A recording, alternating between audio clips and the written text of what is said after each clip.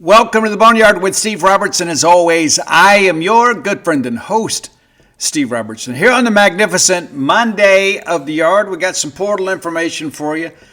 A cool top 10 based on soundtrack of a very popular show these days. We'll talk a little basketball, and you never know what else may come up. We'll talk about some baseball stuff, I'm sure.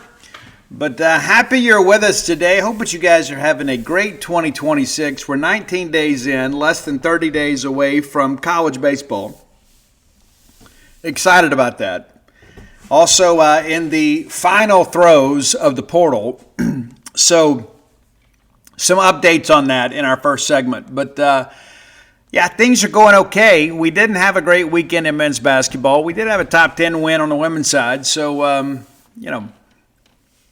something to cheer about, I guess. But all of that understood. We're off and running. We're having a great 2026 over at Jean's Page and at True Rest Float Spa of Starkville. We can accommodate you at both places. So we encourage you to come out and be a part of that and just kind of, enjoy life and live life more abundantly, man. The truth. But, 2026 off to a good start for us. And I don't know if you guys have kept up NFL playoffs. I kind of live in the big maroon bubble, to be quite honest with you. And I know many of you have sports teams. Mine is the Pittsburgh Steelers.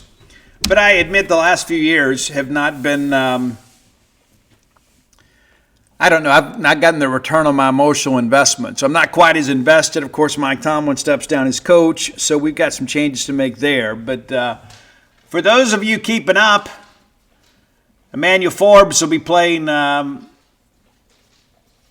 in a conference championship game. That's kind of cool. As will Charles Cross. The Rams knock off the Bears in overtime, 20-17 over the weekend. Did you see that Caleb Williams play? It's ridiculous, man. Like the one to tie it. I mean, Caleb Williams has been great for Chicago. There's no ifs, ands, or buts about it. He's been great. But, man, it feels like the game is over. There's getting a little rush. He backpedals and spins and then just kind of throws it up for grabs, takes a big hit, and it's caught for a touchdown, forces overtime. But the Rams, with the field goal and OT, win the game. And the Seahawks just destroyed the 49ers, 41-6. Woody Marks, our buddy, eliminated. Patriots get them 28-16, and then the Broncos beat the Bills. Controversial call there, another overtime game. Maybe you saw it. They take a shot down the field, and you have to complete the catch. Right? You have to complete the catch, and the ball is pulled away by Tillman. Ends up being a pick, and the Broncos win it 33-30. So that'll be interesting. Broncos and Pats on the AFC side, and then the Rams and Seahawks on the NFC side. So we could have a Bulldog win a Super Bowl ring. We hope that's the case. We'll at least have one Bulldog playing for the Super Bowl championship. That's a cool thing. It's always good to see our guys go and do great things on a professional level in every sport, men and women. So, we're excited for them. As the old adage used to go, wherever you go, we go with you. Wish Dak was playing, but that front office at Dallas is so incredibly incompetent. I think Dak may have to leave Dallas in order to accomplish his goal of one day winning a Super Bowl championship. I just don't think that franchise is committed to truly winning. I think some of the moves they've made defensively this year are a big part of that. But again, if your team is still playing, best of luck. If you're like me and your team's out of it, well, you've moved on. And, of course, tonight's national championship game between Miami and Indiana, I think it's going to be more interesting than people think. Indiana has been great, though. They've absolutely been great. But, man, that front from Miami is legit. And Miami's done it with defense. Of course, they had to beat Ole Miss, late on a bit of a scramble thing. And Carson Beck trots into the end zone to push Miami into the national championship game. But I'm eager to see that. I'm eager to see the game. I hope you guys are as well. And that's the thing, too, when you don't really have a rooting interest in it, you can just enjoy a good game, right? That's how I feel. Maybe you guys feel the same. But we got a lot of, like Stefan Krajnik, an Indiana grad. I'd kind of like to see Indiana win for him. And I think Indiana winning may be better for the game of college football, and especially for a school like Mississippi State. You look at what Ole Miss did this year, and you say, well, if they can do it, we can too. You look at what Indiana's done. It's not like Indiana's had a ton of NIL stuff. It's not like they're out there buying a championship. It's had good coaching and good play and good culture. So I think it'd be good for the game. But I'm hoping for a good game, and I'm sure we'll all enjoy that. Let's thank our friends at Bulldog Burger Company, longtime sponsors of the show. I love Bulldog Burger Company, and I will partake of some this week. Can't wait. I'm excited. I'm not sure what day we do it, but we'll do it one day this week. May do a lunch, may do a dinner. I'm not sure. We'll see. But that's the great thing about Bulldog Burger Company. If it's a lunch with work colleagues or a night out with friends or family, they can accommodate you and kind of cure what ails you. Yeah, have those spring rolls as your appetizer. They'll make you and everybody around you better looking. It's true. It's even on the menu. And that's not by accident. They will make you better looking. Give it a shot. Give it a shot. Some of you might improve quality of life. Find your own favorites at Bulldog Burger Company. If you're a newbie, let me encourage you to just get the Bulldog, the signature burger. You cannot go wrong with that. If you only ate that hamburger the rest of your life, it'd be a great life. But I like to branch out on the wild side a little bit. Sometimes I get the smokehouse. Sometimes I get the pimentology at bacon. Sometimes the Bryant, the Lauren. So many great options to choose from. And that's one of the things that I love about Bulldog Burger Company is whatever I'm craving, they can satisfy that. And maybe if everybody else is filling a burger but you're not, maybe get that BLT salad. I prefer it grilled. You may like it fried. No judgment here. You have what you want. But I've never put my feet under their table and walked out of there feeling worse than when I walked in. It's always been a great experience for me. I hope it is for you, and I'm quite confident that it will be. 3 great locations to serve you: University Drive in Stark Vegas, Gloucester Street there in Tupelo, Lake Harbor Drive in the Rich and Flowood area. Bulldog Burger Company, the place where people go to meet, M-E-A-T. Okay. As the portal closes on Friday at midnight, a couple things I want to prepare you for, okay? Schools have 48 hours from the time of notification to enter a player into the portal. Now, that's business hours. So Saturday and Sunday, not business hours. Monday is MLK Day, and so that's also not a business day. So you may have some players officially entered as late as Wednesday. And that's not even counting the guys from Illinois, or Indiana and Miami. But you may have some other ones that go in a little bit later. Now, that does not prevent their agents and their reps from talking to other schools, but it does prohibit any in-person contact. Now, we've got some Bulldogs, too. We've added some players since we spoke last, but also, too, we've had some other Bulldogs, former Bulldogs, that have made their decisions. We'll get to that shortly. But I will prepare you, as we talked about, you may have a late entrant. Ricky Johnson was a guy that kind of slipped in under the fence on Friday evening. There's some chatter. Javen James notified your coaching staff that he planned to enter the portal as well. Now, I checked this morning. He has not been entered into the portal. Maybe tomorrow, maybe Wednesday, or maybe not at all. But that's just kind of something to put on your radar. Another offensive lineman, obviously, that had some challenges, had some bright moments, played every snap in the win over Arizona State. Didn't even travel to Southern Miss. And then starts at left tackle, kind of as an emergent situation. You lose Blake Steen, you have to flip Reese over to right tackle. And, a lot of things changed. But Javen had some challenges down the stretch. And he's a guy, too, that had to play before he was ready.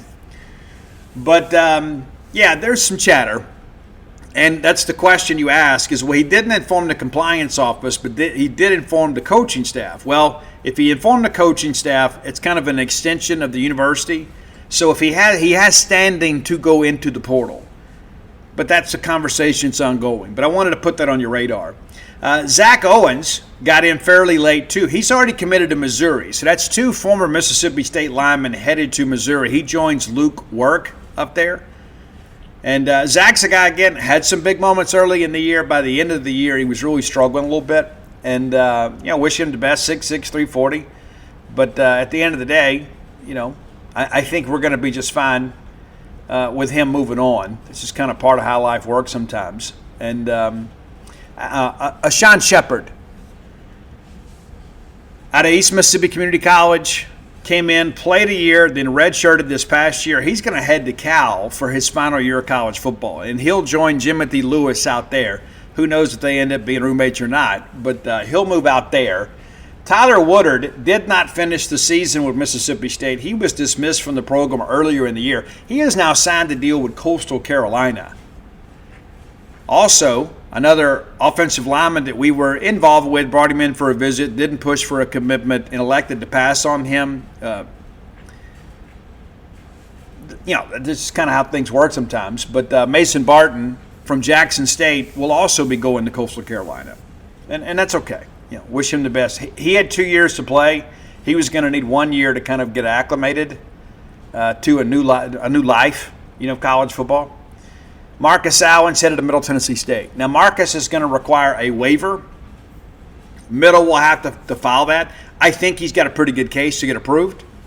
Cannon Boone, I think that happened Friday after we recorded, I think. Maybe it was Saturday morning. But Cannon Boone has been approved. So both guys at State had a waiver pending for. Will Whitson and Cannon Boone have both been approved for an additional year, another hardship year. So that's good. So just kind of looking back at of the 38 transfers out of this program, who still has a decision to make? Well, Ricky Johnson, obviously the last one in officially, has not settled on a location. The same for DK Magruder. And, of course, he didn't have as much to sell. Went to junior college, then went to Tulane, didn't play, came here, didn't play.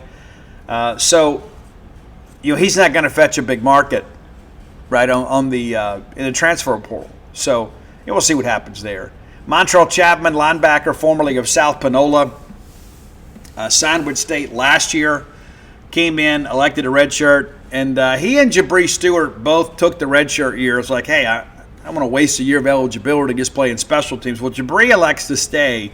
Montrell elects to go, but so far has not settled on a landing spot. Running back Johnny Daniels, and I really thought Johnny, because of the fact that he had such good tape in 2024, would have an opportunity. I really thought by now he would have settled with Southern Miss or Memphis or somebody like that.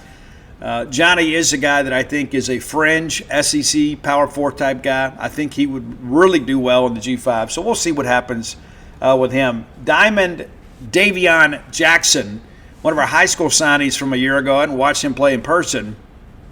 Another that's still figuring it out. And I'm sure that a directional school in Louisiana will absolutely take him. And we'll see what happens. Of course, he also has the opportunity to go to JUCO if he wants. Dwight Lewis is in the portal too, even though he is out of eligibility. So I don't think anybody is going to be able to get a waiver approved for him. So there is a good chance that his college career is over. And I like Dwight Lewis. He was a great story last year. We were very happy to get him. Who did we beat for him? Was it Wisconsin and Arizona, I think, in the end? We beat to get him and end up being a special teams guy and kind of a reserve corner. It just didn't work out. It's a big jump from the NAIA to the SEC. No ifs, ands, buts about that. Amika Aloy is a guy that was out of football for a year, played at Kahoma. State takes him because he's just a massive human being, 6'9", 265. He is in the portal and really doesn't have a lot to sell, but I'm sure he'll settle somewhere like in an FCS school. Furzell Shepard's a guy, too, that was a late qualifier for Mississippi State. Gets in basically as an academic redshirt. So no film there, but he did get eligible. So he will have the opportunity. Could be another guy that hits the junior college ranks. LoJack LaQuavian Jackson still hasn't made a decision yet. And I don't know how much LoJack loves football, to be honest with you.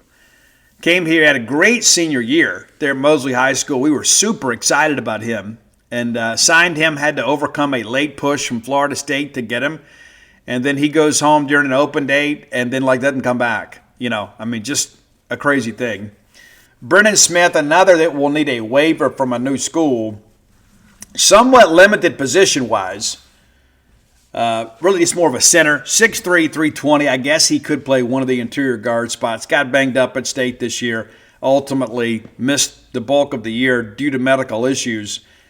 But you got to wonder how much juice do you get for the squeeze for a guy for 1 year that didn't play a whole lot, was banged up. Tony Mitchell has not made a decision. I am told he's had a little buyer's remorse and might actually want to come back, but I don't know if State will take him back. We'll just kind of see what happens. And then Cam Thompson, we've talked about him recently too. I'd heard he was going back to Northern Illinois, but I haven't spent a lot of time researching that.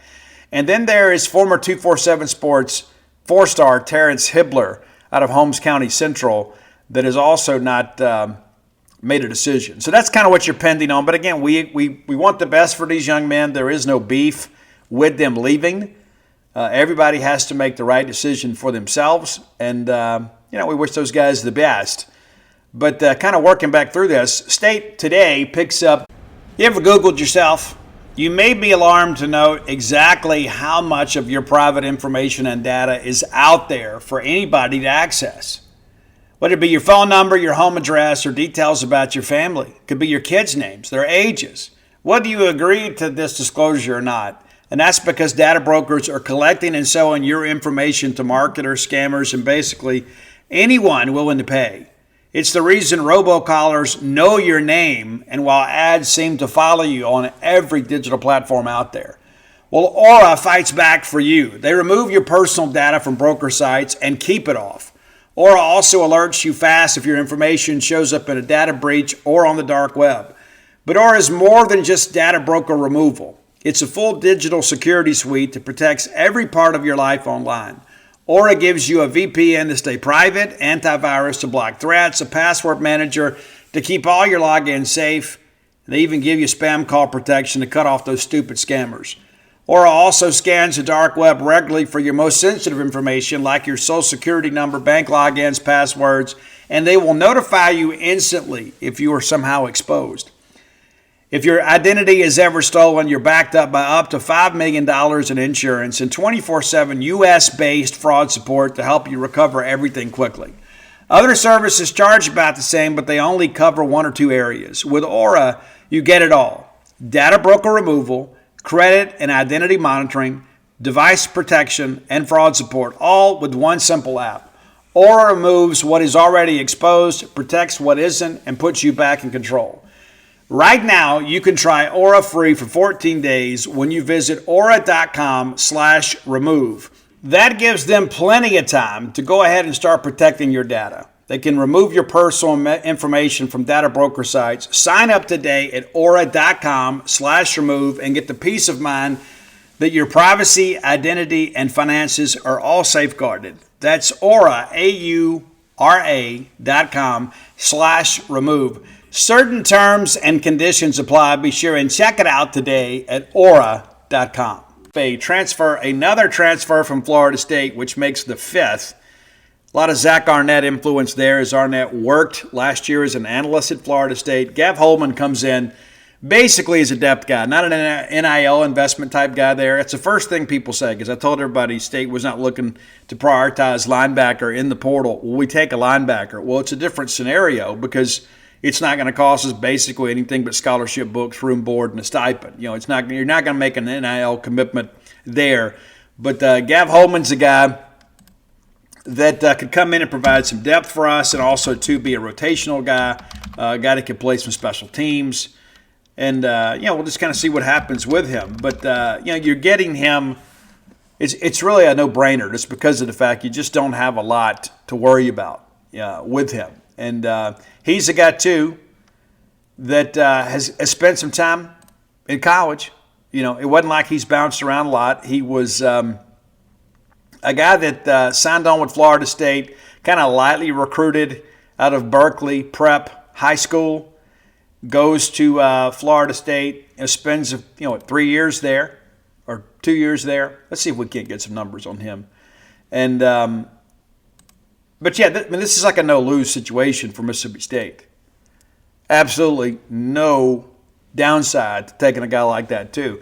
And State's only got a handful of spots left, so it makes sense to take a guy like him that played in 2024 as a scout team guy, took a redshirt year, played a little bit this year, played in a couple of games, made a handful of tackles, but he's got 3 years left to play three. So you're getting him, number one, without having to make a huge financial commitment, and he's a guy that has been in a Power 4 program for 2 years. One of those years was spent with Zach Arnett kind of supervising things as an analyst. And so you kind of know a little more about what you're getting here. And again, this is a guy that come in, play some special teams for us, and we'll see how things kind of progress. But, I'm not opposed at all to taking this. But, again, there are a few people that say, well, hey, Steve, you said before we weren't going to take linebackers. And I prepared everybody. We may take some guys at some of these positions that are not NIL investment guys. This is one of them. And that's not in any way to diminish his ability. It's just, again, he didn't have a lot to sell. And it's like a personal recommendation. He can stay in the SEC or come to the SEC and play at a high level. But if we had taken Chris Jones, it probably takes us $500,000 at a position we really didn't need. We didn't need a guy to play Mike linebacker. We have that. We needed some guys that go out and blow people up on kickoff coverage. And you're not going to pay a lot for those guys. So Bulldogs now up to 22 transfers. And again, just kind of working through the numbers here. I think it's 4 spots left. I think it's 4. If Javen James goes in, then all of a sudden it becomes 5. So one of those has got to go to a left tackle, period. And so we've talked a lot about Jordan Seaton here as of late. And so the latest that I have on him, just kind of walking through this with you, visiting Oregon now. I don't know that he goes to Oregon. I can't rule that out. He wouldn't be visiting there if there wasn't at least some interest, right? Because basically what his agent did is went out and fielded offers and said, okay, here's the teams that are willing to meet your asking price. And then he picked his visits out of there. And he remains in contact with the Mississippi State staff, remains in contact with LSU. And so Miami was the one that I worried about. I talked about that on the show. I talked about it on Bo Bound's show. And I've learned some things since then that may work against the Hurricanes. I felt like that Miami has the most to sell.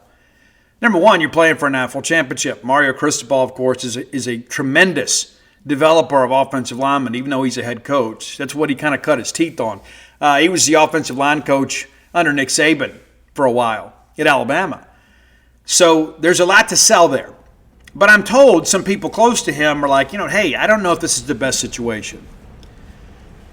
Because all of a sudden you're going to have millions of dollars in your bank account and there's going to be a lot of distractions. Hey, let's go to the Heat game. Let's go rent a boat. Let's go do this. Let's go jump a plane. Let's go to this concert. Let's go get bottle service at this hot club, right? Well, that could be a detriment to a young man that's trying to work his way into the first round. And so I'm not sitting here saying it's not going to be Miami, but as of now, I'm not sure that I expect it to be Miami any longer. I'm not saying I ever expected it, but they were the team that worried me the most. I'm worrying less about them. LSU, since Seaton has left Baton Rouge to go to Eugene, there's some, quote, insiders that have come out and say, well, we're kind of getting a little bit cash-strapped. Well, that's an interesting note. You remember when Brian Kelly got fired, Scott Woodard came out and said that they were essentially broke on the NIL side, needed guys and businesses and ladies to kind of step up and help out a little bit. And now here we are. It's like now that he's no longer on campus, because, of course, like a lot of the Mississippi State burner accounts, the LSU burner accounts, here and he committed, and you put it out there. Guys, these people don't have any insight whatsoever. They're just trying to get engagement. That's all they wanted. They want you to like their tweet, like their Instagram post, and then hopefully you'll share it so they can monetize this content. And there's no accountability with it. But it's like, it's all over Twitter. People are hearing great things about him coming to Mississippi State. And you know what? He may end up coming to Mississippi State. Those people may initially be proven correct, but it doesn't mean they knew anything. They don't know any more than the folks at LSU, these burner accounts at LSU. And so I just encourage you to ignore all of that noise. And I think this Jordan Seaton thing will be broken by somebody in the national media. We'll do our best to break it if we get it. But, guys like Pete Thamel, people like that are really wired in with these agents. I know some of them. I don't know nearly the network of agents that Pete Thamel does. That's one of the reasons that he's one of the national college football writers in the country that are so well respected. And I know Pete. Pete's a friend. I can call and text Pete. But Pete knows some people that I don't. And so I'm kind of watching what Pete will do or say. And, of course, Matt Zenitz and Chris Hummer on our side are very in tune with the agency as well. So, we're going to share stuff as soon as we get it. But Mississippi State's still very much in it. And as we mentioned, Barton, of course, now signed with Coastal Carolina. State and Texas both elected to pass on him. It's still a winning situation for him. He leaves the FCS, and now goes to the FBS level and has 2 years to play. And if he has a great year at Coastal this year, he may be a guy you look at next year on the Power 4 level. So what happens, Steve, if Jordan elects to go to LSU or Oregon or Miami? What are we left with? Well, there's Snead, and he's a guy, too, that State could have had, and they've done a good job with Brandon Snead out of UAB, just kind of keeping him warm. Snead's got some opportunities, but I think it's a scenario, too, where, if State makes a push here, I think we could get him. But they've kind of kept him warm, navigating through all of this. And so in the event that we feel like Jordan Seaton is going to go somewhere else, we still have that option. And there's some other guys, too, that we think are going to go in the portal before the end of the week, be put into the portal. And so we're not going to be left with nothing. Now, the security blanket in all this is Miles McVay. I think he profiles best as a right guard, but he has played left tackle. He has played right tackle. I think he could probably play right tackle again. He's played everything but center on the college level. So worst case, you have him. But that's not the route that I think we should take. I think you go get Snead, and then you at least have a guy that is comfortable playing left tackle and has played it extensively throughout his college career, whereas Miles McVay can kind of be your utility knife, and you can kind of plug and play where you need him to play. And then from there, we kind of move forward. And we talked last week about we felt like we need to go get another edge. And I still think we should take one. But when you consider what's left from a financial standpoint and what's left as a talent pool standpoint, what happens with Jordan Seaton is probably going to determine the quality of defensive lineman you take. There's just not a lot of money left, right? And so you're out here trying to get a difference maker at left tackle. That's your full focus. You got to keep the spoon stirring, in the Brandon Snead pot and some others. You got to do that. But the clock is ticking. The clock is absolutely ticking. So I can't tell you right now what Jordan's going to do. I can't. And anybody else that tries to kind of suggest that they do, I would suspect it's kind of wishful thinking. It's more projection and prediction than anything, because I can tell you the people in his agency have been very tight-lipped about any leanings. They'll let you know who he's visiting, but that's about as far as they're willing to go. And so this is a young man that is working through a business decision, not just for the 2026 season, but basically for the rest of his life. So they're going to keep things locked down until it happens. And there's so many people out there, again, that are trying to muddy the water for the sake of engagement because they know you want good news. They're like, hey, I'll just go ahead and put it out here. What do I have to lose? It doesn't have my name on it, right? And it's the same thing on the LSU side. It was the same thing on the Miami side. All these people get out in front of this just in case. Well, even if they're wrong, they still get their money from Meta, right?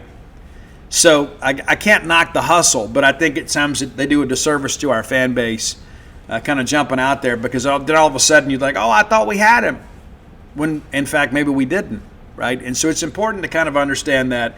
So everybody just needs to kind of take a deep breath. Do it with me. Yeah, just take a deep breath, okay? This has been a really good portal class, and I would say a pretty good portal class. If you get Jordan Seaton, it becomes a really good class. And it's a great job of addressing your needs and concerns. And, of course, there's no shortage of people out there that say, hey, we need to take another tight end, we need to take a running back, we need to get another receiver.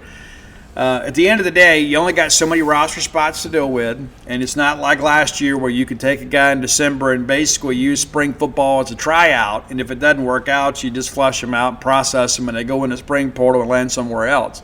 Those days are behind us, and to be truthful about that, I don't know how fair that really was, right? I mean, if I'm being honest about that, I don't know if that was really a good thing.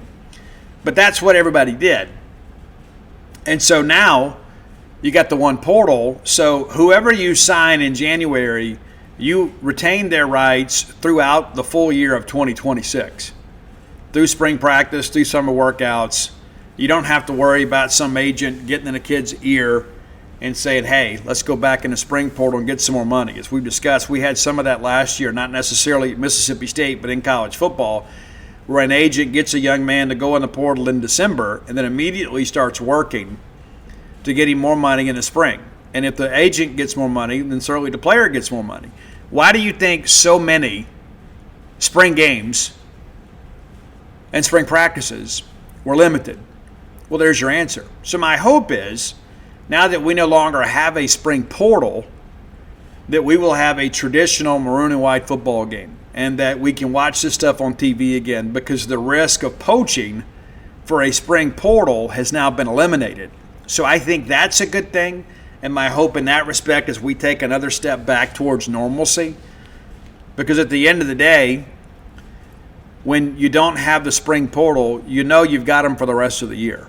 And so you get them through workouts, you get them on the field, and let them see what their role is going to be. And so I think you're going to see a lot more spring games, for what they're worth, be televised this year. And I think that's a great thing. And I think a lot of people, too, we discussed it last year when everybody started. I think it's only one spring game televised in the SEC. So I think, you'll get a chance to watch some of those teams and kind of wet the whistle a little bit and kind of work through all that stuff. But I think that's a step in the right direction to kind of get us back to some of the things that we know and love. But it's crazy how far we've come in 4.5 years when it's come to NIL, when it's come to the transfer portal, when it's come to immediate eligibility, and basically tying immediate eligibility and player compensation together to incentivize people to enter the transfer portal. Tampering is at an all-time high. It is. But we're navigating as best we can. And I think in the end, you're going to look at this portal class and probably feel better about this portal class than really any portal class in Mississippi State history. Again, you got 22 players, and the overwhelming majority of them are arriving from Power 4 programs. So they already know what it's like to have to work a little bit. That's one of the things when those G5 guys come in. They've never had to work quite this hard. And so they don't get the benefit of spring. They're playing catch-up the entire summer and fall. You get spring football, and you go through that, and you give your chance a body to kind of acclimate a little bit. So when you hit fall camp, you're a lot more prepared. And that's one of the things that really hurt Mississippi State on the offensive line throughout the season. So that's where it stands right now when it comes to the Mississippi State ingoing and outgoing traffic. All right, time for your Close with Blair Player of the Day.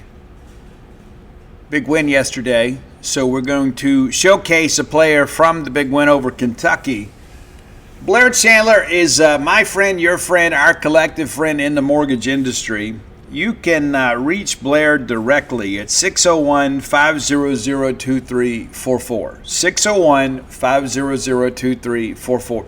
Save yourself some time and trouble later and just save him in your phone as mortgage guy, right? Because you never know when you may need him. Life may throw you a curveball. Maybe it's a relationship change, a job change, something changes with your parents, you want to be closer. You never know when you may need a seasoned loan originator in the mortgage industry.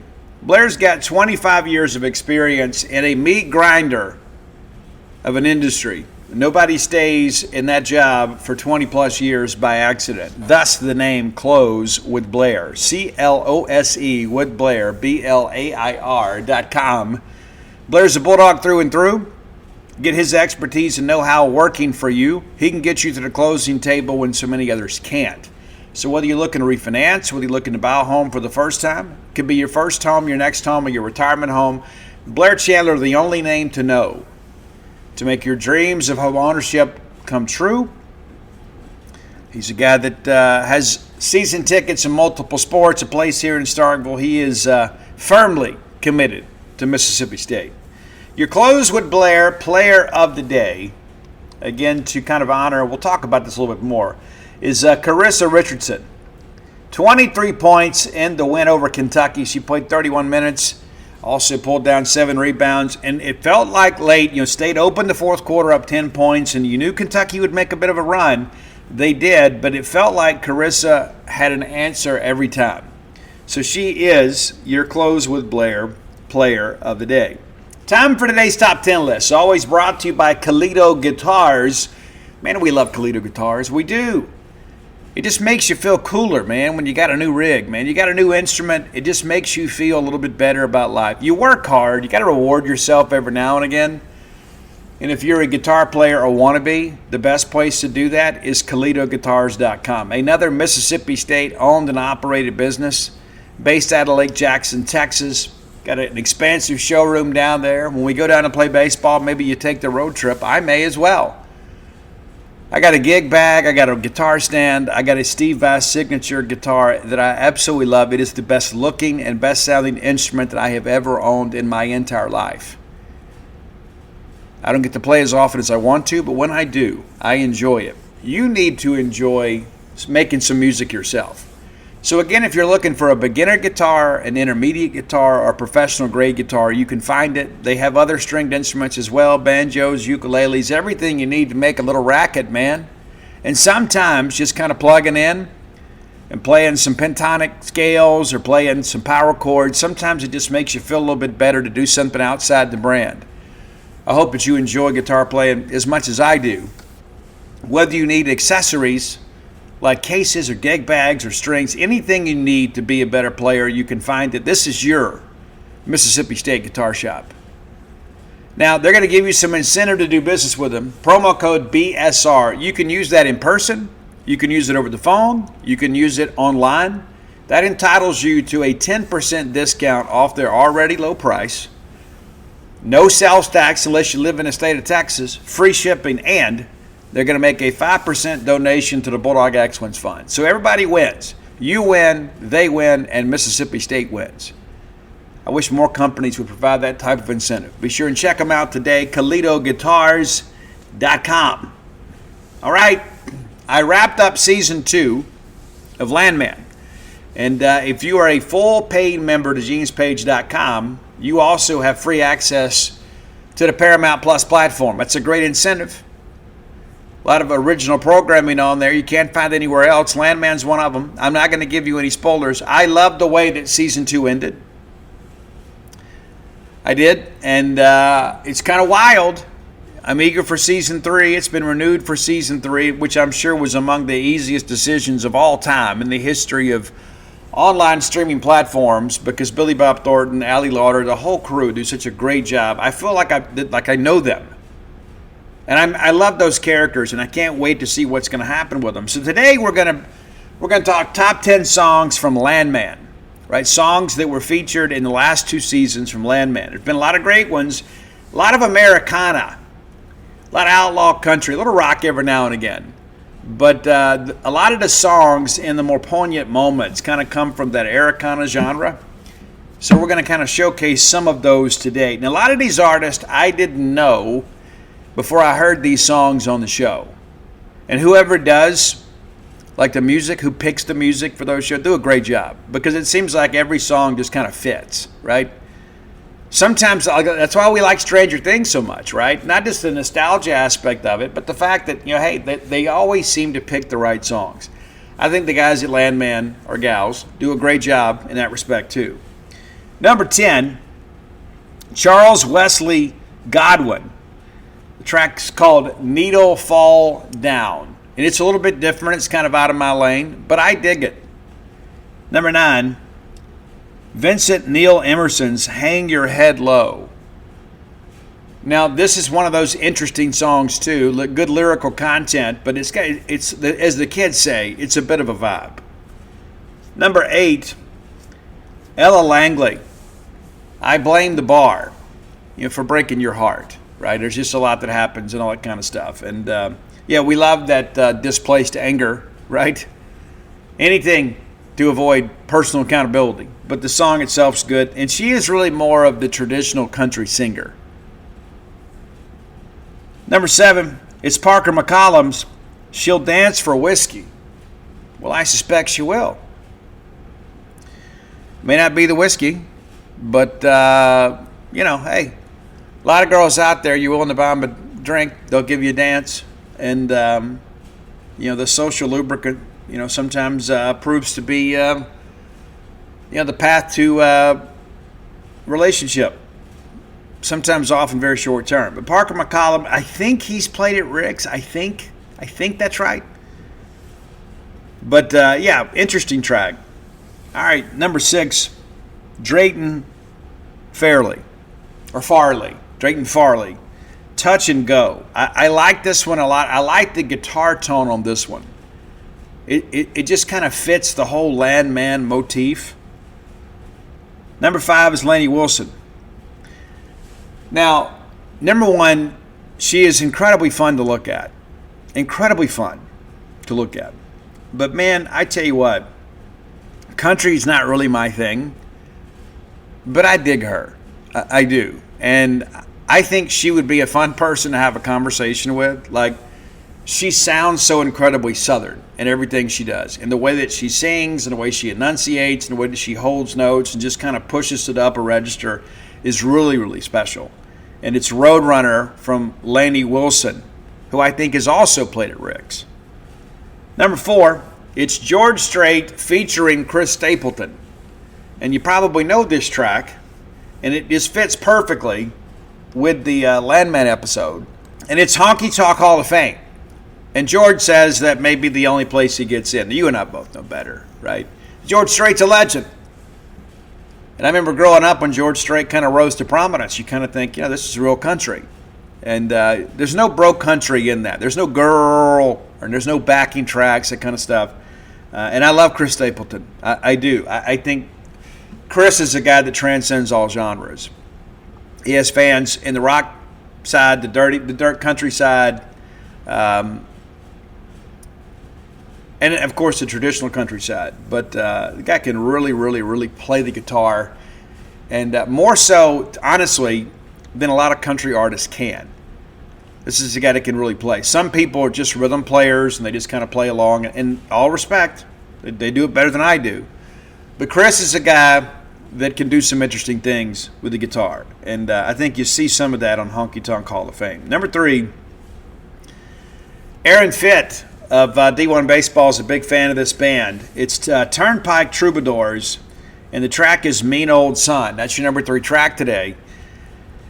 If you like that Americana vibe, I think Turnpike Troubadours are for you.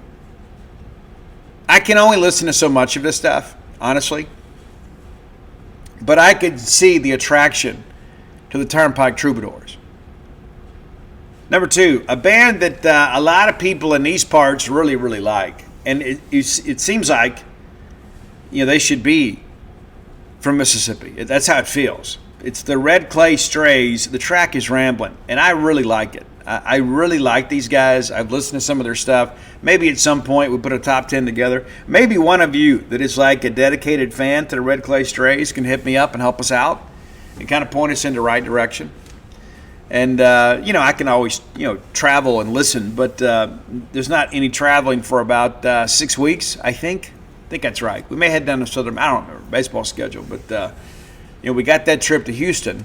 And, we'll see how things go. But I like these guys. I like their vibe. Number 1 is Whiskey Myers, though. Saw them. I'm trying to remember who all was there. It was, I can't remember. But Whiskey Myers was great. And it's one of these things, too, where they have some appeal on the rock side, too. And they have some appeal with the Americana side. It's kind of like the Americana genre with a little more of a rock edge to it. And I think you're going to have some fun with these guys. Many of you are already raving fans of Whiskey Myers. I don't know the origin of the name, but it works. It does.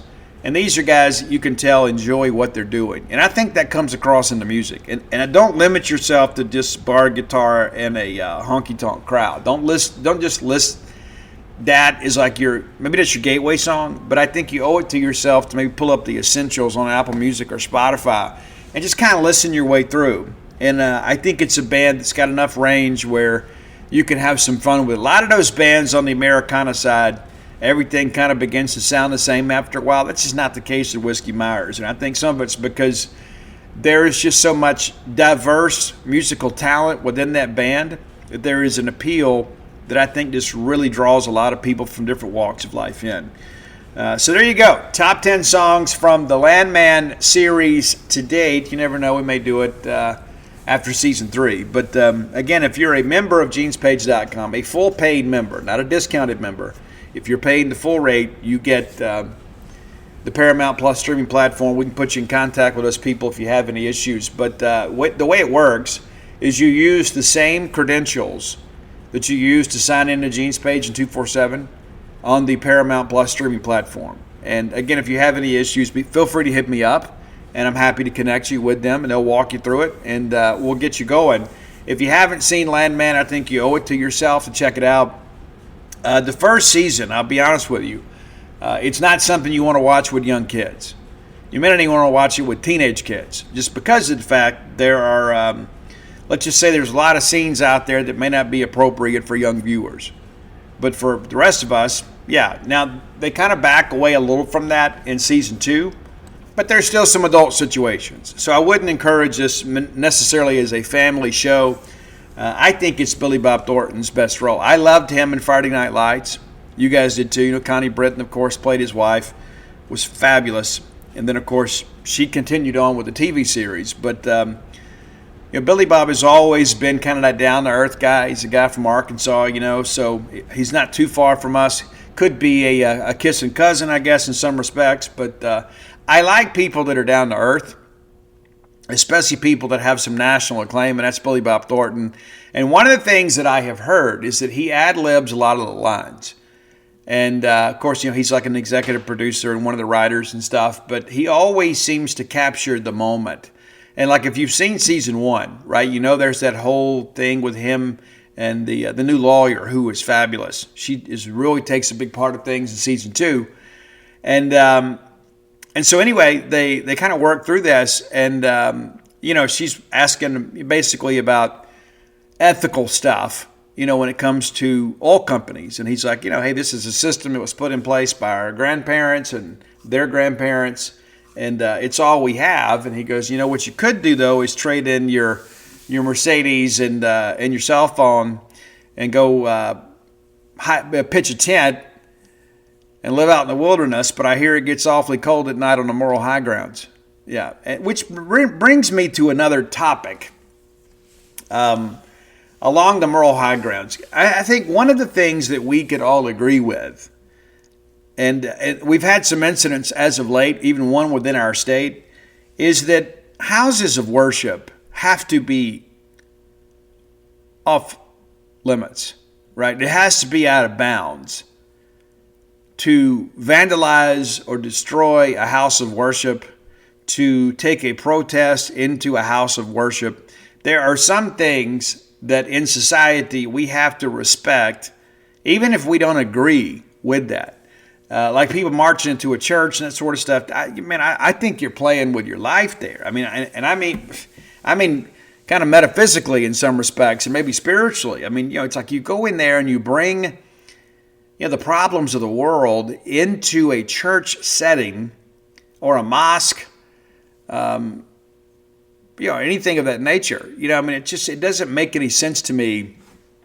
To me, that comes across as attention-seeking and incredibly disrespectful. Those are my feelings. And we had the incident down in Jackson, and it's so incredibly unfortunate. And I tell you what, it's like I read that transcript of like his dad trying to talk him down, saying don't do this, you don't have to do that, and. There's some people out there, I don't know this young man's situation, so I'm not in any way suggesting that this may be a factor with his actions. But there's a lot of people out there that have TikTok brain. And I mean that as nicely as I can. And I think it's something, listen, I love watching the Reels. I love watching TikTok. I'm not on there quite as much. But there's all these people that have suddenly risen to prominence that are supposedly these experts. And man, if you ever watch any of that stuff, you'll find out pretty quickly, if you do your own research, they are so incredibly wrong about so much of it. But our kids are inundated with this, and they get so, Dr. Evil quotes, educated and kind of miseducated about what's really happening. But at the end of the day, no matter what you believe or what you don't believe or who you believe in or what you don't believe in, we have got to consider houses of worship something that is sacred, period. It's not just a building to those people. And it shouldn't be a building to any of us. Like, it should be considered a holy place. And it's so interesting, people are so scared of voodoo and that sort of stuff, and it's almost like, well, these other religions that are more of a loving type religion, I guess I can take my chances in there. I just think it's so incredibly disrespectful. In fact, I don't know much that is more disrespectful than disrupting people in their time of worship. I think it's absolutely horrendous. And I can't begin to imagine what happened in Jackson.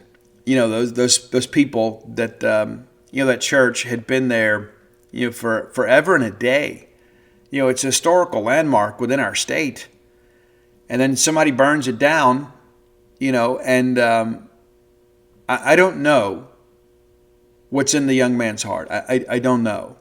And I feel for his family. I truly feel for his family. I don't know anything about them. I have no connection to them. But this is one of those things that is just born out of a hatred, and in many respects kind of born out of ignorance. And it's born out of disrespect. And there's no winner in that situation. There's absolutely no winner in that situation. So I want you to know, I don't care who or what you believe in. I don't care how you worship, but I respect the fact that you do. And for all the people that are impacted by this sort of stuff, I want you to know my heart goes out to you. It really does. Even if we don't agree, philosophically or spiritually or emotionally or anything like that, even if we have completely opposite views about what will happen at the end of time, right, when we pass on to the next dimension, even if we never agree, I respect your right to believe what you want to believe. And of all the things that we should be agreed on, I think this is it. Period. Absolutely, without any question. We should agree that all of us should have the right to worship who and how we choose, as long as it's not would hurt anybody else.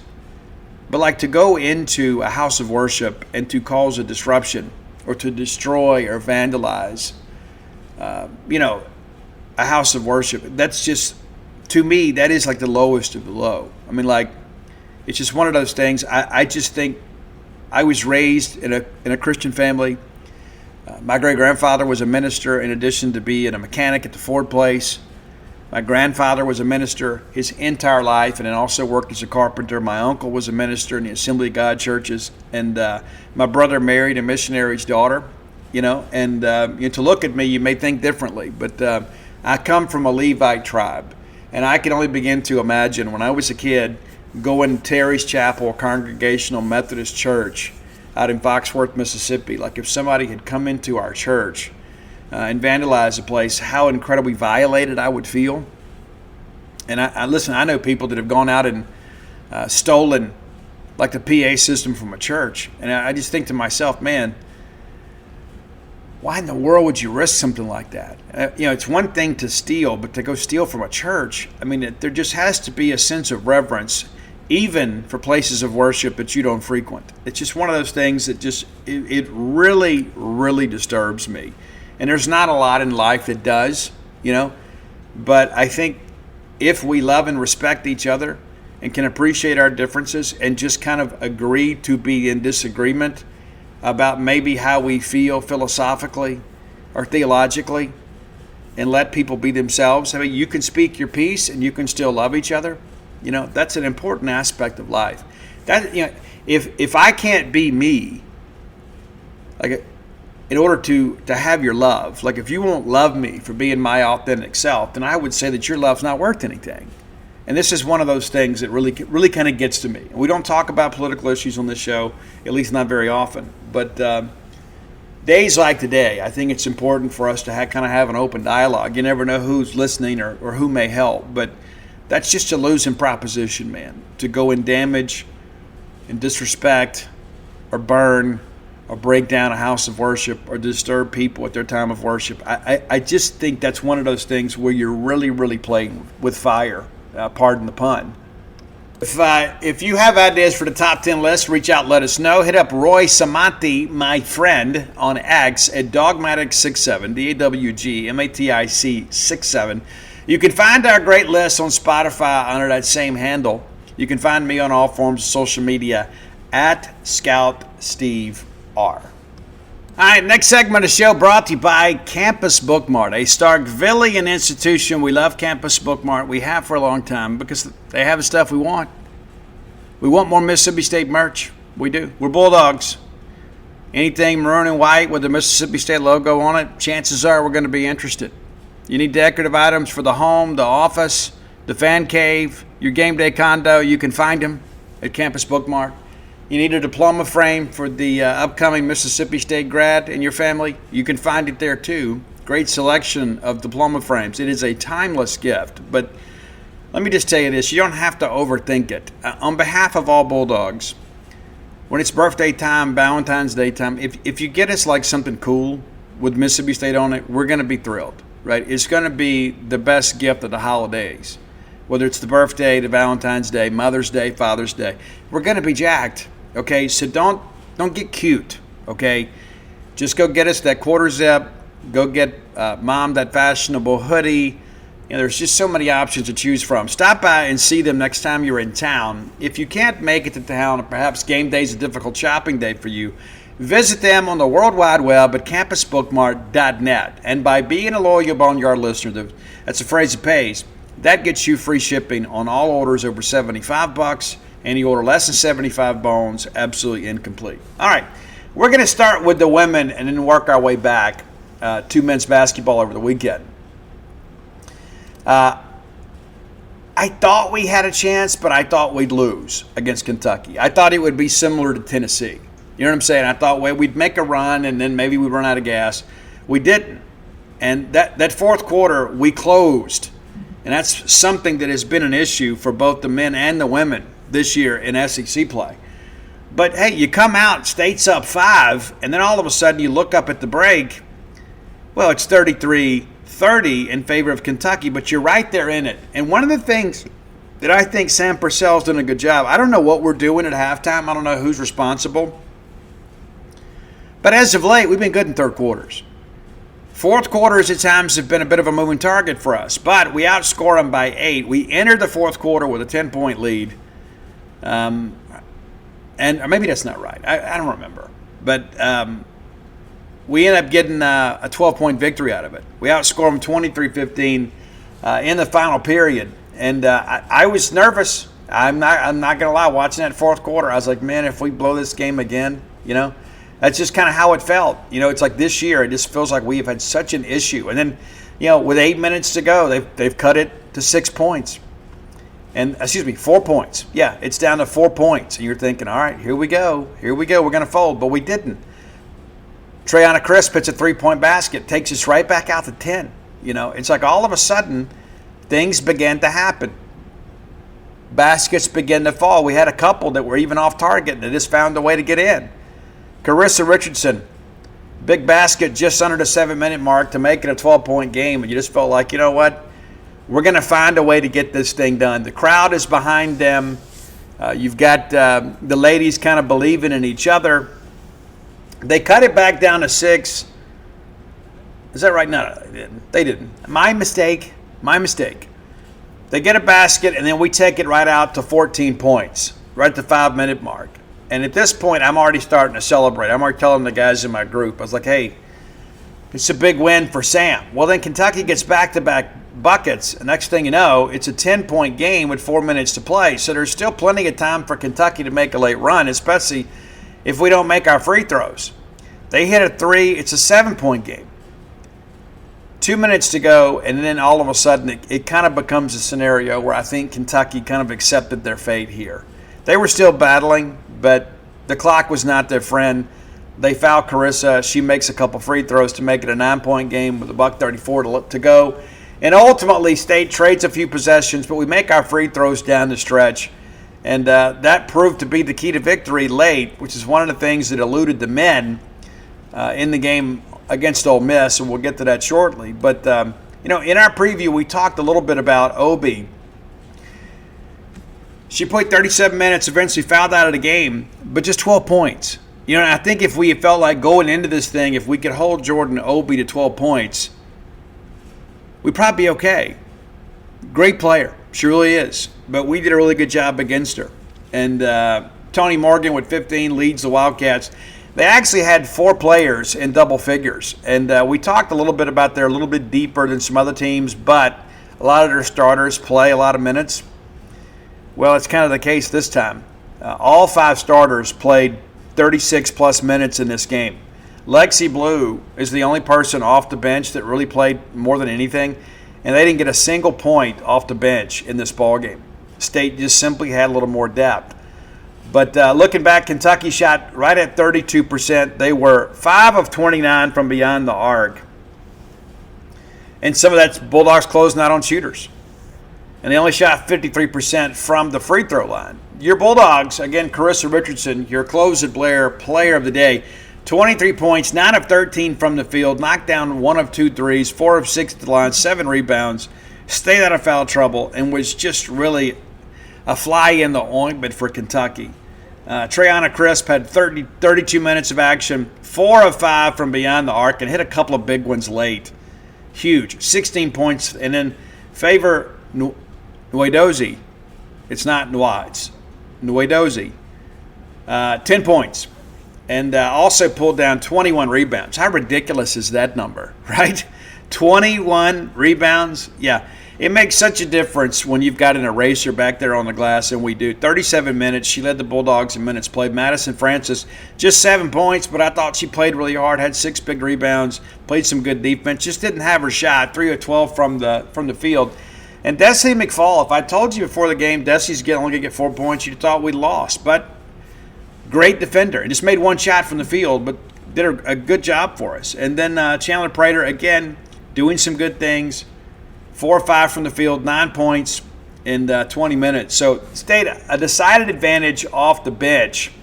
It's 11-0. But go back and look at the final score. Look and see how much that mattered. Bulldogs shot 46% from the field, 6 of 16 from beyond the arc, and 64%. So basically in every metrics, State was just simply better. And you know that rebounding number is so big in every basketball game, but especially on the women's side, State's plus 17. So, great opportunity. The ladies back in action on Sunday. No midweek game this week. They'll play at number 23, Alabama, 2 p.m. in Tuscaloosa. So if you're looking for something to do and the weather cooperates, maybe that's something you can go be a part of. We'll have full coverage of the game. Jacob Bain will be over and covering for us. So let's jump over to the men's game here. And I was very disappointed. And the guys on my staff can tell you, I don't take basketball losses very well, especially rivalry games. I hate losing to Ole Miss in anything, especially considering that we played so well against them in the hump the last several years. But this game was much like the last couple. You get up early and you can't close. And we talked to Chris Jans today. And I attended the presser. Dave Murray had an appointment, so I went in David's stead so we could have video for you guys too. And there was a lot of discussion about that, not just about A&M, but just kind of about, hey, we've got to figure a way to close these games out. And I asked him, I said, Coach, how do you stop it from being a self-fulfilling prophecy? How do you get to a situation where the guys don't think, here we go again? And he gave a great answer, but eventually he said, if I knew the answer, if I knew how to fix it, I would have already done it. And I get it. Sometimes there are situations in coaching that are just kind of baffling for you. And I think that's one of the things about this team that we have struggled at times when Josh can't score and lead us. And that was kind of the case too. I give Ole Miss some credit here. They found a way to kind of make it interesting. Early on, State was just kind of rolling. You look up and think, man, we're going to blow these guys out of the gym. The crowd's into it. Everybody is just absolutely rocking. And we're making shots. We're getting stops. Talking a little trash. Feeling like it's going to be a great day in the hump. And Jamari Davis Fleming, who is emerging as a young star at Mississippi State, gets a dunk to make it a 22-11 game right at 9 minutes to go in the half. And then all of a sudden, that lead evaporates. And again, give Ole Miss some credit for battling back. It was just 30-27 at the break. And then in the second half, we had plenty of opportunities.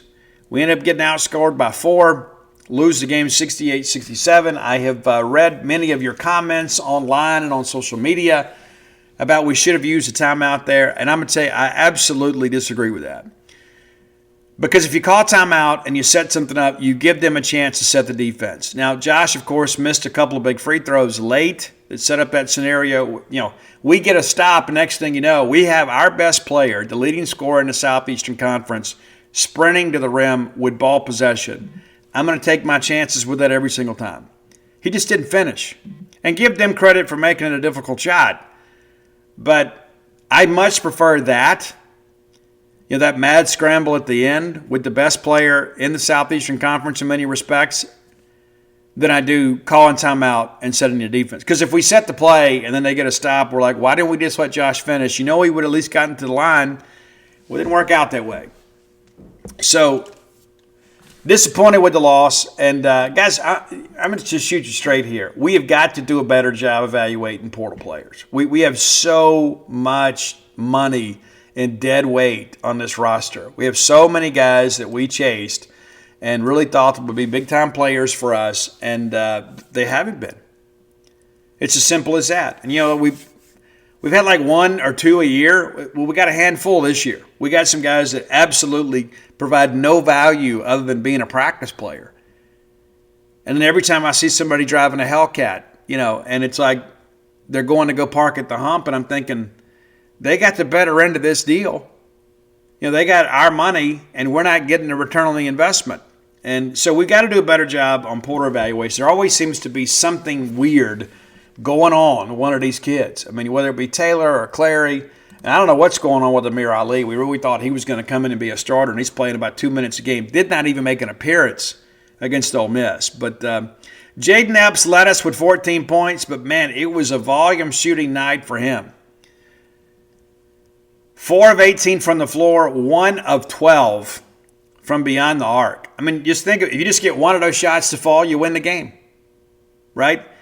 5 of 6 from the line, just 4 rebounds, handed out 3 assists, but 14 points to lead. But, man, when it takes you 18 shots to get there, that's a tough night. Josh Hubbard, 36 minutes of action, 3 of 16 from the floor, 5 of 10 from the free throw line. If I had told you that, Josh is going to go 50% from the line, you would never believe it. But it did.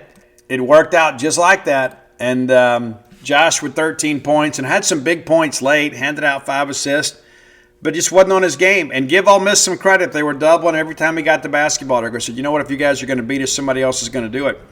Well, your top bench scorer, your second leading scorer for the Bulldogs was Jamarian Davis-Fleming, who had 13 and also pulled down 8 rebounds. Playing well. And let's be honest, he wasn't expected to play as much.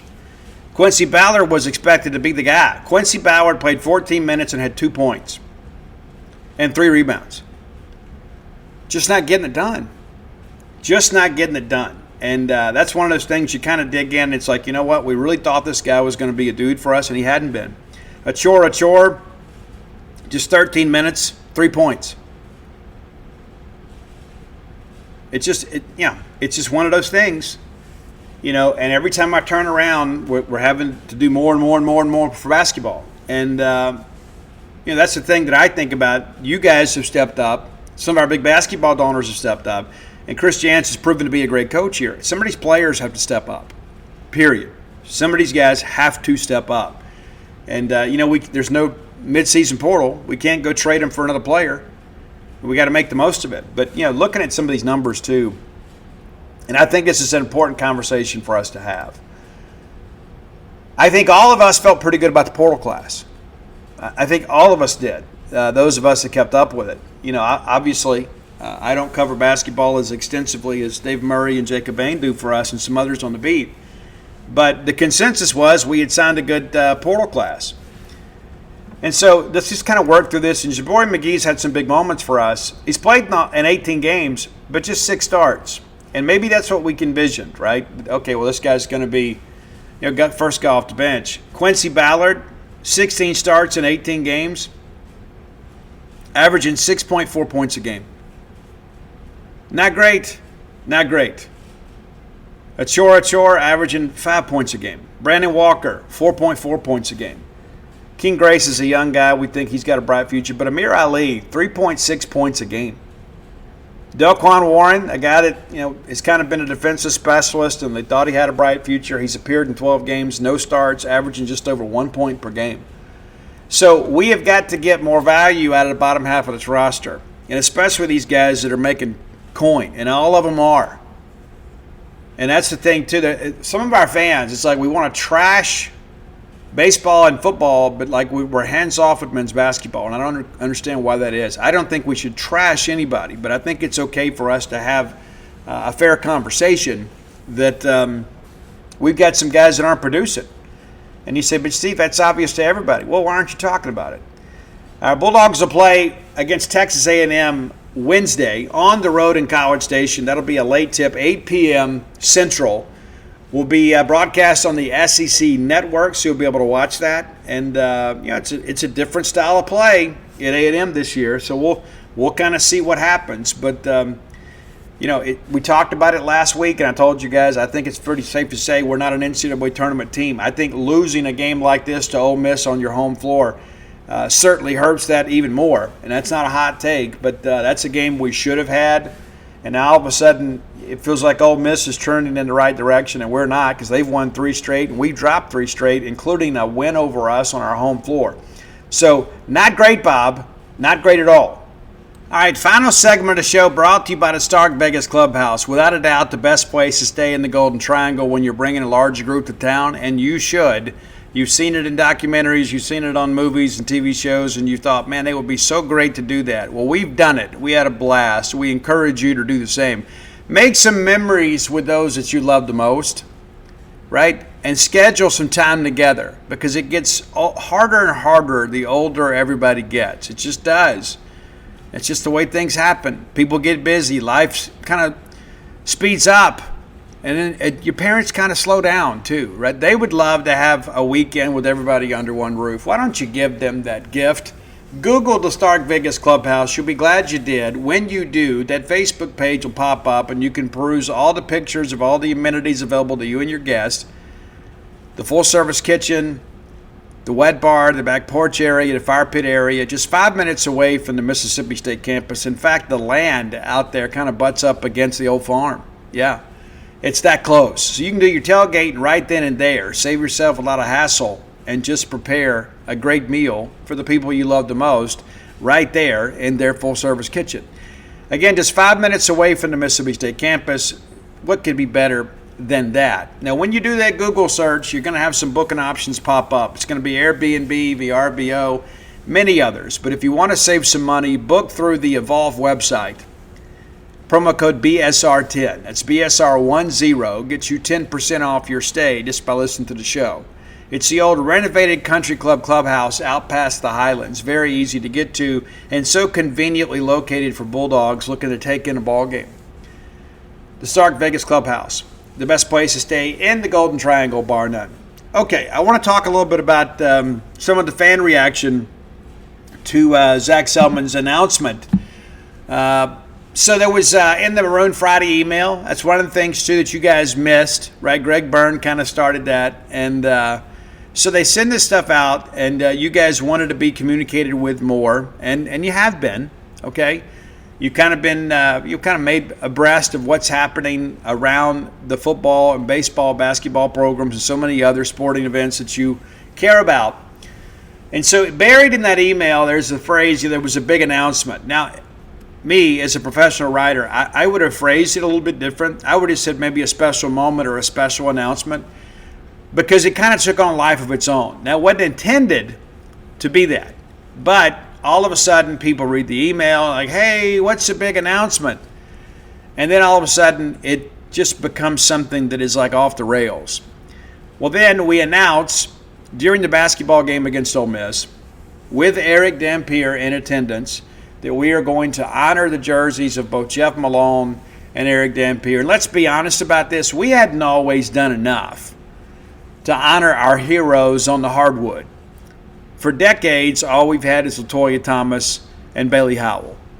Well, Eric Dampier certainly deserves the opportunity to see his jersey in the rafters. We're not going to retire them, because that means nobody else could ever wear them, but we're just going to honor them. And that'll all take place next year. So, yeah, it was a very special moment. Eric's son was there, of course, a young man that we're recruiting, That's a special moment, too. Probably a good recruiting move in addition to that. But it's long overdue. It's been done. But, man, some people got absolutely butthurt over this. And some people were like messaging me, Steve, are we finally going to get away from Adidas? No, I wrote that story last year. We just signed an extension with Adidas. And I think one of the things that you all need to warm up to is that Nike doesn't want us. If they wanted us, they would give a deal that is competitive with what we have from Adidas. And they haven't. When it's come time for us to renew the Adidas deal, we have gone out and spoken to other vendors to see what's available to us, and Nike doesn't want us. And that needs to be understood. So as bad as you would like to have that Nike Mississippi State interlocking polo, it's not going to happen on a wide scale rollout. It's not going to happen. They're not going to be our official uniform or apparel provider anytime soon. And so we need to move on from that. Okay, as much as you may want it, that's just not the reality of the situation. And we spoke about it again this weekend. It's just not one of those things that's going to happen. So we need to put a pin in that. And that's one of the things that happens is when you give people an inch, they think they're a ruler. Well, let's do this and let's do that. Why should Mississippi State take a less lucrative apparel deal just so you can have a different variety of polo, right? If we all love Mississippi State, we want what's best for Mississippi State. I want Mississippi State to get the best apparel deal they can possibly get because we need every third-party revenue dollar we can generate. You should want that too. And if you don't, I don't think you're part of the solution. Now, that was handled pretty quickly. And then people are like, well, hey, is he going to announce he's going to Oklahoma? He would really do that at a Mississippi State home game on our court against Ole Miss? You kidding me? I mean, come on. So, again, it just took on this life of its own, and then people were disappointed when they found out, well, hey, we're doing this for Jeff Malone and Eric Dampier. Like, well, that's it? Well, you did it to yourselves. Mississippi State didn't do it to you. And so this is manufactured misery. And I think it's important to kind of draw a line at times with that stuff and understand. It's like, oh, I go back and look at it. Because what happened is most people didn't even read the statement, right? Other people started talking about it, and it generated a little bit of a buzz. And this was a very special moment. It was a very special moment. And again, long overdue. And now we can't even fully appreciate it. And again, hey, phrasing matters. Okay, it does. It does. But it was never intended to be something that people got their hopes up about and ultimately saw them crushed. And so the next time that we have an announcement like that, I would encourage you to say, well, let's just kind of let's see what it is instead of us speculating. Now, everybody wants to know, right? So we're just kind of teasing that something special is happening, and the next thing you know, it becomes a thing. It didn't have to be a thing. And I think if we win that ball game, there's a lot less people that are disappointed about this thing that they kind of manufactured in their own minds. So, Steve, we're announcing a $50 million gift. Well, we can just write a press release for that. Why would we do it at the basketball game? I think if you look at the context clues, the fact that we're making an announcement during a basketball game, it's probably got something to do with basketball, not the university or the athletic department as a whole. And I say that out of as much love and compassion as I possibly can. I'm not in any way pointing a finger at anybody. I'm just saying that when these things happen, we don't need to gas them up and make them out to be more than they're expected to be, and then come back later and be like, oh, well, this is just such a letdown. It just doesn't make a lot of sense to me. Perfect game release there, preseason All-American list for the SEC, and Ace Reese was part of that.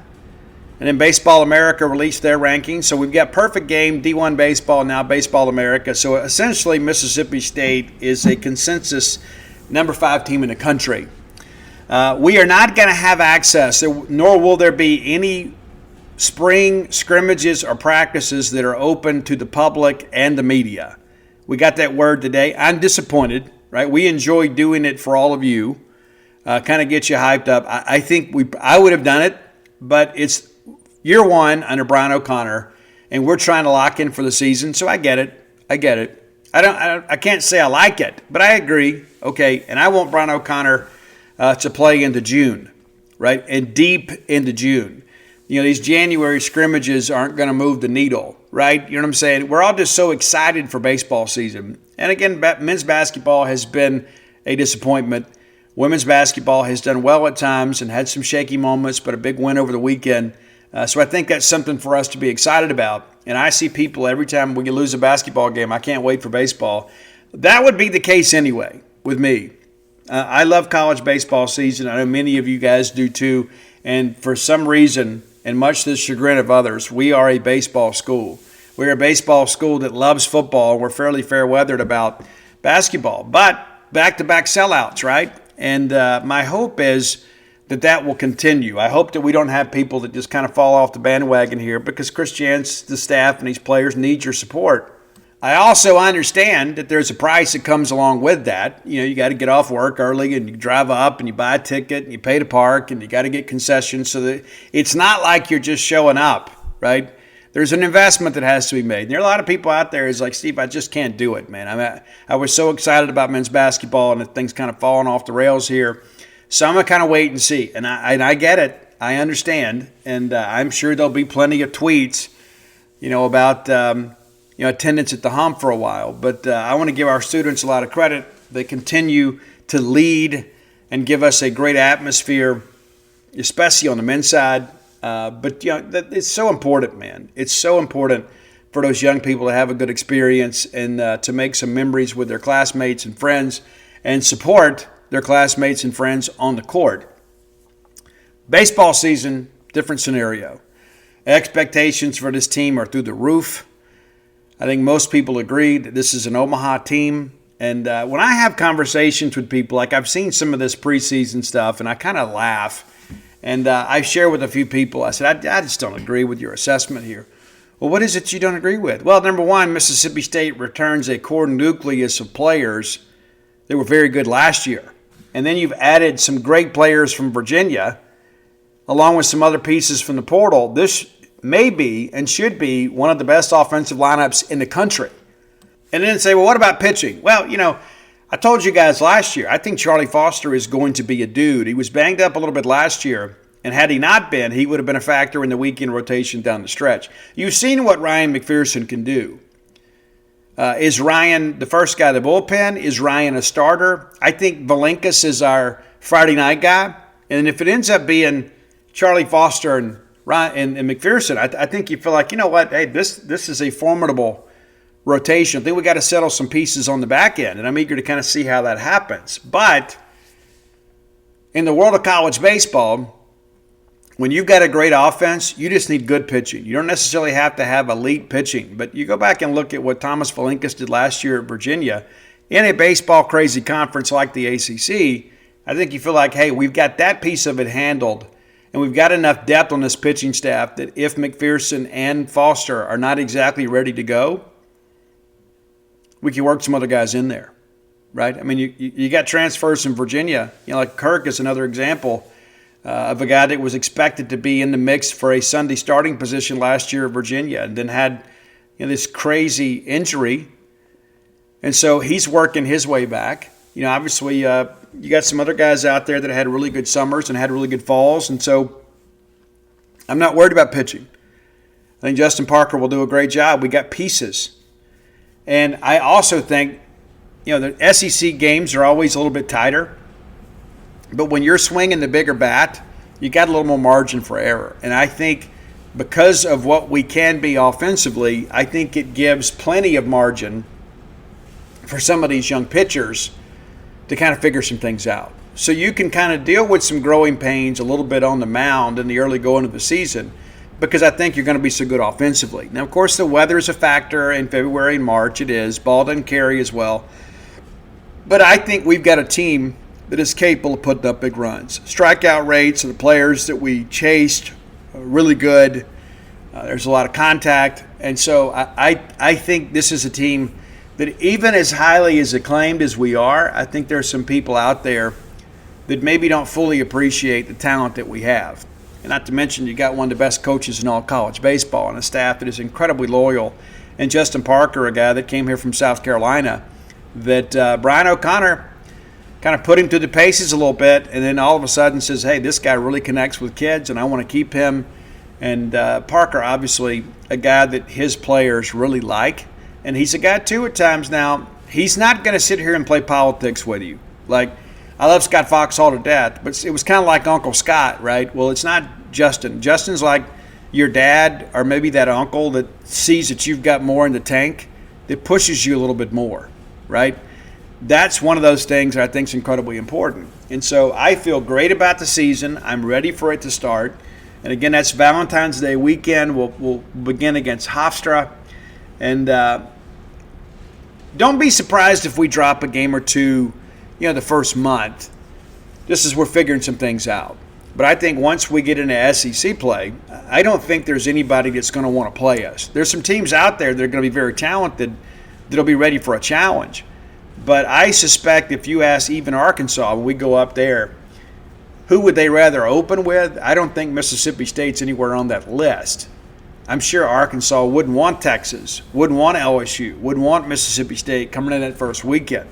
And I'm sure they're happy that they're getting us at their place. But if you remember the last time we went up there, even though Connor Hyzak was out, we had some guys with dead arms, we still should have won that series and probably should have swept it. They were very fortunate to get that weekend win. And that's why when the bracket came out, I'm like, I hope we're paired up with Arkansas for a super, because we'll go back over there and win that thing. Well, ultimately, we didn't handle business and lose, ironically, to Virginia, but TCU goes into Fayetteville and wins a regional. So we'd have been hosting a super at Duty Noble. And I still don't think that Virginia was better than us. I just don't think we played that well. They give them some credit. I remember when Hunter Hines hit that home run to kind of get us going. I said, okay, we're going to play tomorrow. We're going to play tomorrow. And then we just couldn't hold it. And, of course, it got away from us late. But the reality of it is I think there is a different culture within the clubhouse. There is a toughness that is not player-generated. It comes from the staff. It comes from the system.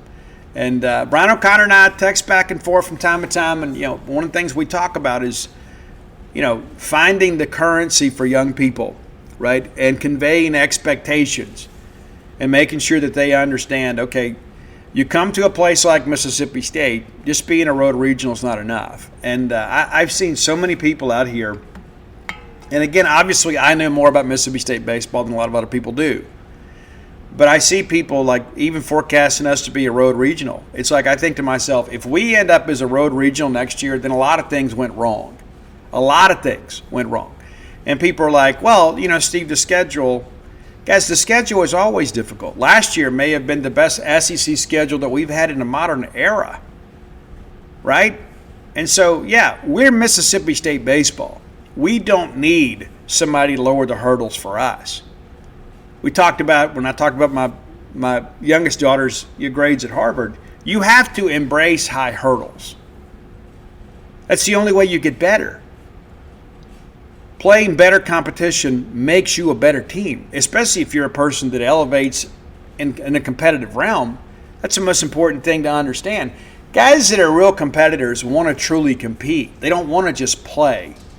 They want to go out there and see great pitching. They want to see great hitting. And they want to beat it. And so I think we will be so incredibly tournament ready when the NCAA bracket comes out, and I do expect us to host a regional, and if things go right, perhaps a super. I think we're a team that in the postseason people are going to be scared of. And I do think this is a team capable of getting to Omaha. And why Ryan McPherson will probably never admit this, and I'm okay with that, because I know what kind of competitor he is, I know what kind of person he is, and I know how much he values baseball. We were Florida State in that regional, and they got a little chippy. There was one guy in particular that was so incredibly disrespectful from Florida State. So disrespectful. And Ryan hit him late in the ballgame. Now, I'm sure Ryan will tell you that it just got away from me. I'm sure that's what he'll tell you. But here's the thing that I respect about that. Number one, we stand up for the M over S, period.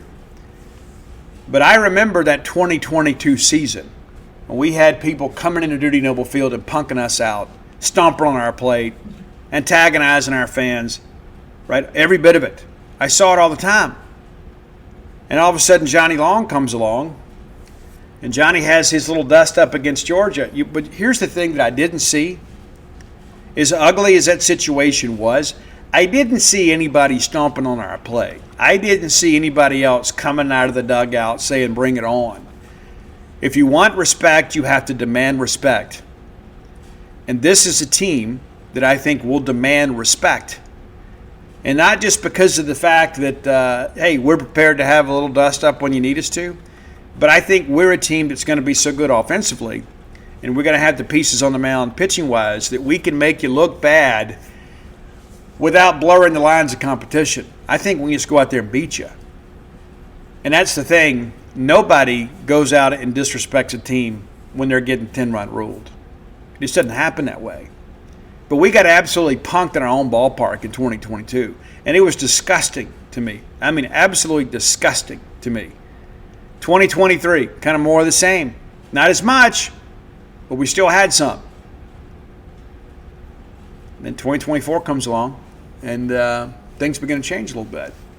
And so, when I think about, like the great Pete Young and Jody Hurst, like nobody would dare disrespect those guys ever because they had this presence. Tracy Eccles, all those guys, Tommy Raffo, they just had this air about them. And you're like, you know what? These are guys I don't want to tangle with. Let's just play the ball game. And I think this group, being around this group, I think they have some of that same mystique. It's like, you know what? I don't want to make that guy mad. Because that guy may come up to the plate next time and knock it 445,000 feet to left field, and I end up on SportsCenter. I don't want to inflame the situation, so let's de-escalate a little bit, right? That's how I feel. Maybe you see it differently. I can't remember. Probably the last time I was this excited about baseball was 2022. Going into the season, right? We won an AFL championship. We had a core nucleus of players coming back. And I was like, hey, we got a chance to get back to Omaha. I don't know if we can win it, but we got a chance to get back. And you know what happened? We had all these injuries, and it was just a disaster of a season. I am incredibly excited. This is probably one of the 5 seasons in my lifetime that I have been so excited. But let me encourage you this. Let's not rush to Omaha. Let's enjoy the journey. Let's take every game, learn a lesson, learn a little more about our team, and say, you know what? These are the kind of seasons that I have dreamed of and hoped for Mississippi State baseball. So I'm going to savor every moment. I'm going to enjoy every time I get a chance to go to the ballpark and see this team play. And if we do that, Omaha will take care of itself. And you'll look back and you'll be like, you know what, man, what a ride that was, right? Of course we ended up in Omaha. Of course we did. But I was there for all of it. When I couldn't be there, I tuned in. It was must-watch TV for me. And I enjoyed the season, not just the end of the season. Come join us over at True Rest Float Spa of Starkville. Dana's, it's been an incredible stretch for us. And, we're only open half day on Monday. Well, not even that, 4 to 10 on Monday. Got double-digit floaters again today. And floating about 20 to 25 a day these days. You need to come see what all the fuss is about. Give her a call at 662-268-7601. You'll be glad you did. I started to float today, but we had so much going on, and Mondays are a difficult day for me. It's a busy day. But you need to carve out some time to invest in yourself and give your mind a bit of a break. It's the only time my mind is quiet is when I'm floating, and I enjoy floating. So I would encourage you to get into the joy of floating. Just come check it out. If you're a person that suffers from chronic anxiety or pain, we may be able to help you. We've helped many others. We have a lot of regular members that come back bi-weekly, monthly. We have one that comes every week, at least once. So I would encourage you, hey, give it a shot. And then if you hadn't done so, go to DutyNobleBook.com, and you get signed copies of all my sports titles and the personal memoir, When the Bottom Falls. So that's Flim Flam, Alpha Dogs, Stark Villains, Dog Pile, The Dude. I'm about to work on a children's book here soon. we'll get that done before baseball season. Won't be quite as extensive, but it's something that I wanted to do to give my grandchildren a piece of me and have that, right? I'm not going to be here forever. I got to make a legacy when I can that'll last, right? That's the way I look at life, and I hope that you do the same. And always come join us over at genespage.com. That's it for today. So until next time, let's all live our lives in a way we make more friends than enemies, and people can see a difference in the way we live.